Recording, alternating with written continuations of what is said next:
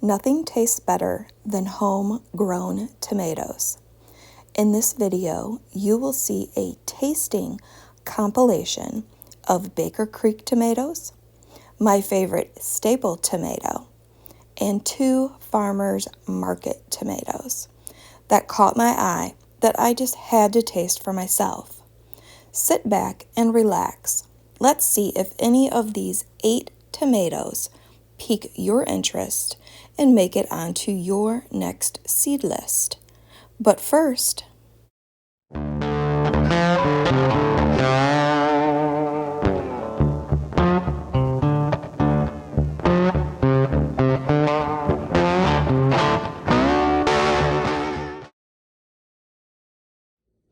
all right, I am gonna try Thorburns terracotta tomato on just a tomato sandwich with Hellman's mayonnaise, salted tomatoes, and I'm on some bean bread. Okay, here's my tomato sandwich. Very good.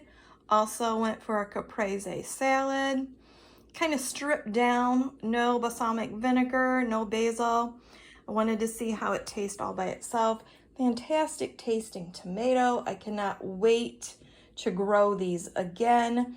I will say that it seems like when you pair this with something, it doesn't taste quite as sweet when you have this all by itself. That's been my experience anyway. When you add a component, it kind of takes away from the sweetness of this one. These are so good salted. Also want to mention that they're thin-skinned. You cannot taste the walls in these. I do not like a thick-walled tomato. These are great. Can't stop eating them. They are so good. 26th of August, and we're gonna look at black strawberry. I got them all nice and cut up and laid out for us. So let me try one of these cherry ones, and these 2 I cut through the middle. The rest of them I cut up and down. They look like they're saturated in red. At least these bigger ones do. These ones look just a little bit lighter, but it could be how we're cutting them. So I'm gonna try this one here. Oh yeah, that's good. And can you hear? You can kind of hear a little bit of that crisp skin. I do want you to notice this is not very thick walled at all. And it doesn't taste like you're biting into a thick wall either. So I want to make sure I say that because that's important to some people, particularly me. So I went ahead and I salted these, and I want to have another taste test with it salted because I like salt. Oh, that's very good.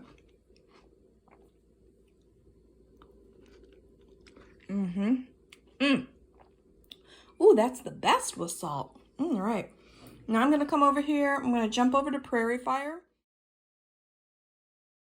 August 26th, and we are going to check out Prairie Fire here. Is she not gorgeous? She's got 3 colors working for her: the red, the green, the yellow. She's gorgeous. Look at how big this ends up being in my hands. Reminds me of a lot of aroma. It's got some nice cush in there. And I did cut this up and down and also sideways, which reminds me of the Olive Garden salad. So I'm going to go ahead and I'm going to try this piece right here. I'm going to go for the best.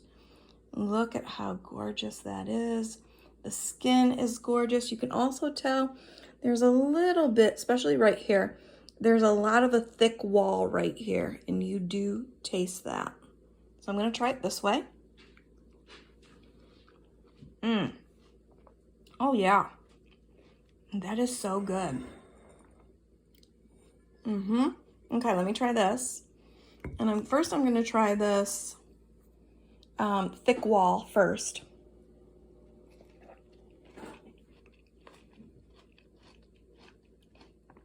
Yeah, it's not too bad considering how wally it is. That second bite is fantastic. I have not salted these either, and they have a fantastic flavor to me. So good. This one has a sweeter taste. This one has a more acidic taste to it. I'm gonna try this one right here. That one looks perfect, doesn't it? Yeah. I had more salt and I absolutely loved it. You know what? I like the taste of both of these. I think I really like these Prairie Fire better when they're cut like this, because you cannot taste the walls on these tips.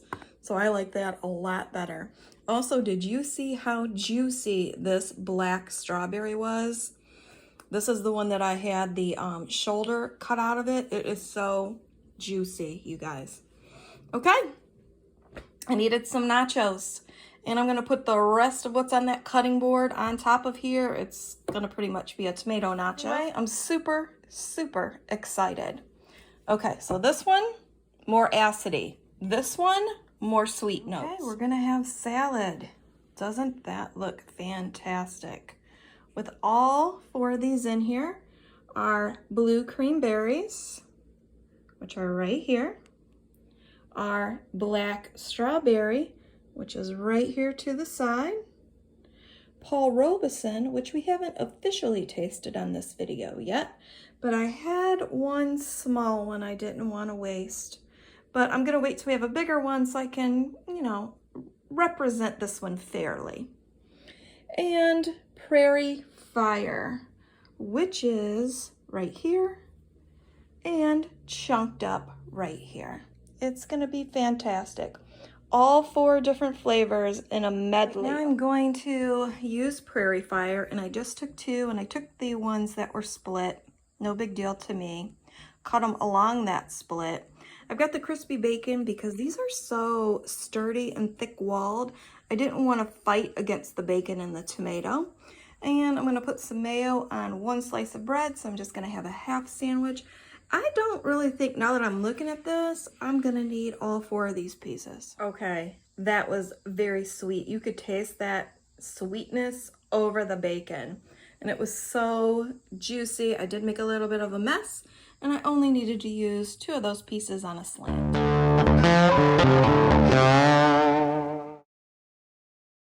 So this is what the seed packet looked like. Here's our tomato. Here's what the insides look like. Pretty good. I've already tried this. I do get the notes of, and let's go back to this, spicy, sweet, tart tomato with good acid. I didn't really taste spicy, but I did taste some sweet, and I did taste some tart. So you guys, I did feel like this needed salt to improve the taste. Oh, you guys, look at that. That is beautiful. Only needed 1 thick slice. Look at that. This is just regular Sara Lee bread, so you can kind of judge for yourself. Isn't that fantastic? Beautiful. Bacon is crisp, on point. Okay, tie-dye, that's good. I feel like this tomato tastes better when it is alongside something. I'm not really thinking it's that fantastic all by itself. There is a different taste to this, and it does complement the bacon. All right, here's the green tomato. I did a nice big thick slice. By the way, this is Sunbeam bread. This is very tasty. I was a little bit apprehensive after I had all the BLTs that this tomato might be bland in just a tomato sandwich. And I have salted the sandwich, and it does have Hellmann's in it. It's delicious. It is delicious. Okay, the tomato mozzarella salad tastes just a little bit bland. I tasted it without the basil, very bland. Had some with the basil, flavor improved. And that's really because, you know, the cheese doesn't have much flavor itself. It does have olive oil. I did salt it. I didn't put any balsamic vinegar in there because I wouldn't have been able to really taste anything past that. But To me, I felt like this tomato was a little bit bland for a caprese salad. If you need low acidity, this might be the ticket for you. All right, you guys, we are now gonna taste these Paul Robeson tomatoes. You can see how nice and lined up. They look wonderfully red. They look juicy as well. Here is the waste, which I will compost. I'm just gonna go ahead and I'm gonna take a bite of this one with no salt.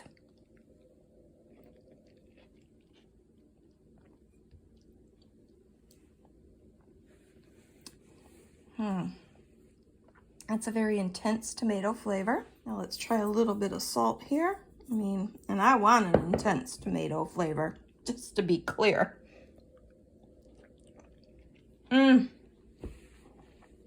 Salt always makes it better to me. Very good, very juicy. It's got a lot of meatiness to it. Walls aren't thick, thin-skinned. That's a good tasting tomato. All right, now we're gonna taste black Krim. I've got it all laid out here. Nice, bright red inside. Got the green on the outside. Smartened up, I pre-cut this. I'm gonna try this without salt first.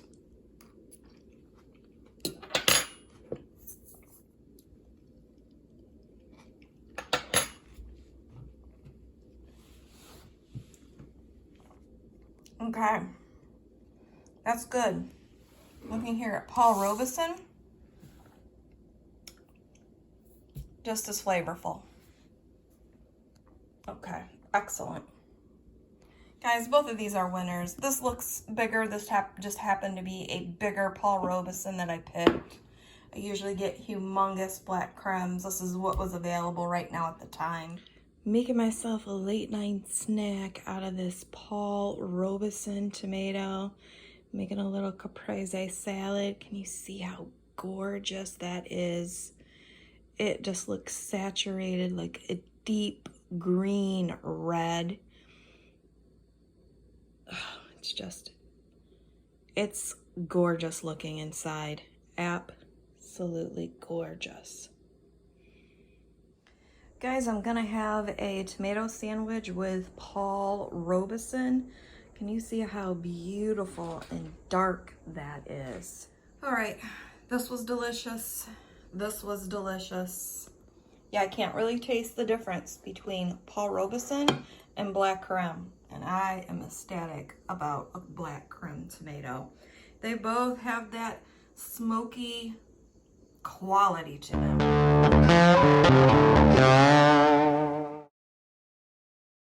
All right, so I have tried Ladyfinger.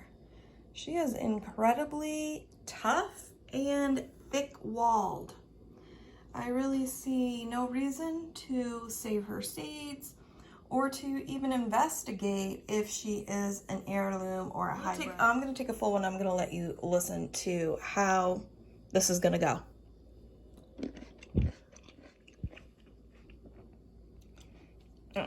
Way too much wall for me.